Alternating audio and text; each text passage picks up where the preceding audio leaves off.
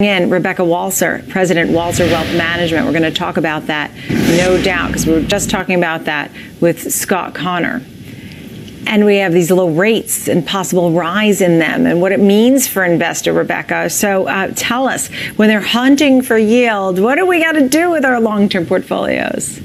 Yeah, we need some yield, right, Nicole? And gone are the days where we could get the 6 and 7% CD and retire with our pension and our 6 to 7% CD and never worry about the market again.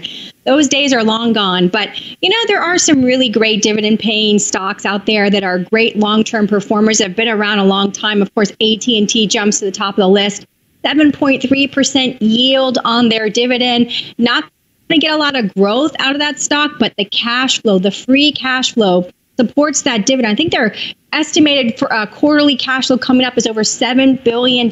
So supporting that $3 billion dividend on a quarterly basis, easily done, Nicole. So 7.3% yield, really great. One of the top ends on the dividend paying spectrum. Also, IBM, another really good dividend yielding stock. Not a great growth stock. Of course, we saw last year they bought Red Hat. They're trying to change that and really go to the cloud computing way, increase revenue, make the stock more valuable. And then you might get some actual capital growth. But for now, also a dividend paying yield of over 5%. So also a really good one. So there are some really good legacy companies out there that long term have solid, I don't want to say growth in the stock potential. We're not talking about capital appreciation. We're talking about the cash flow, the free cash flow available to support a high yielding dividend.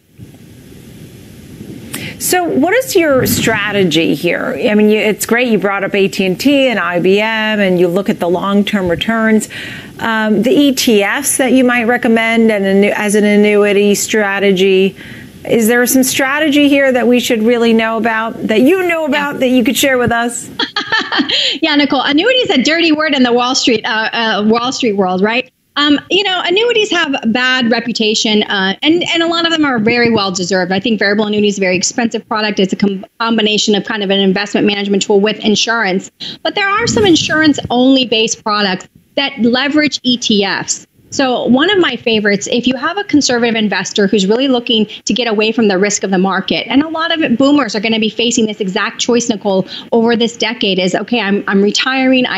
This market's been crazy this 10 years, and I don't want to go through the risk. They might be looking for something that's got some safety built in. So a growth-based annuity, and I'm talking about a no-fee annuity, so not these variable annuities that are expensive, but a growth-based annuity that basically buys options on ETFs. That's how these things work. Your principal's protected, but the company itself is buying options on ETFs, so you can still participate in growth. So the ETF itself has got dividend-paying stocks inside of it, and therefore your growth is including dividend yields. And that's a great way for seniors or people that are retired boomers to say, hey, I want to, not have so much at risk. Because when you buy a dividend paying stock directly, obviously, you've got the risk of the stock, all of the things that go on with the market affect the stock, affect the cash flow, affect the dividend. So an ETF is similar to a mutual fund. In fact, you can own more positions, have more of a dividend paying, stock portfolio, but not have an individual stock ownership that will obviously bring the risk with it. So it's a great tool, Nicole. Yeah. So, you talk about dividends as a stock picking strategy, basically, right? I mean, before Absolutely. I get to fixed income and how to best be positioned there, I mean, your final thoughts on how to get these dividend payers. Yeah, I mean, obviously, we love the dips, right? We love the dips where the market is affected. AT&T, IBM, they're obviously more legacy and they're not affected as much as the rest of the market. But I will say, Nicole, if you look at the S&P, if you look at these things, when the market goes down, all of our stocks have an opportunity to be bought. So always try to buy on the dips. I love the dip days. Right. Tell me about fixed income and the best way to be positioned there, because obviously we're having a little bit of a fluctuation in rates right now, but a lot of the bonds weren't really paying much.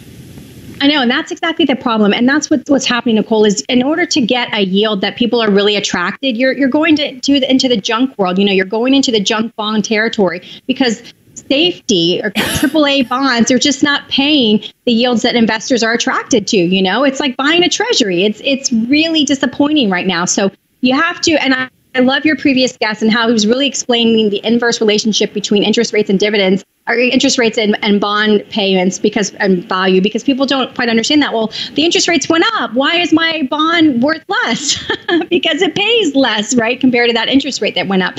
So we really have to just be cautionary to people of, if you're looking for bonds and fixed income and you really want a certain amount of return on an annual basis, don't be distracted by the ratings. You need to definitely look at those ratings and take into consideration what is the propensity of this bond actually losing and not actually paying out these dividends. Because the more aggressive the rate and the return, obviously the downgraded the bond's rating is. What's your outlook going forward? I mean, right now, of course, everybody expects some volatility with the election and COVID, but beyond that. Nicole, I just am so looking forward to a return of some level of normalcy. This is so abnormal. We are shut down still in much of this country. We're still not going to concerts. We're still not going to games. And I understand the science out there, but I feel like we've learned a lot from March through now. And I feel, with the president and his whole team and a lot of people in the White House, a lot of Republican senators being struck, obviously coming down with coronavirus, there's this return to, oh my gosh, we need to shut everything down. And I was a little bit taken aback by that, because I thought we had learned, from the science and from the data that was an overreaction, and that as long as we protect the people that have comorbidities and that are very vulnerable to this virus, and of course those of certain age classifications, that the rest of us could really get back to some level of normalcy. And if we don't do that, then we are going to see a lot of problems with it. We can't government stimulate our way out of this, Nicole, indefinitely. As you can see, the debt is not the solution. Thanks, Nicole. Rebecca Walser, President, Walser Wealth Management.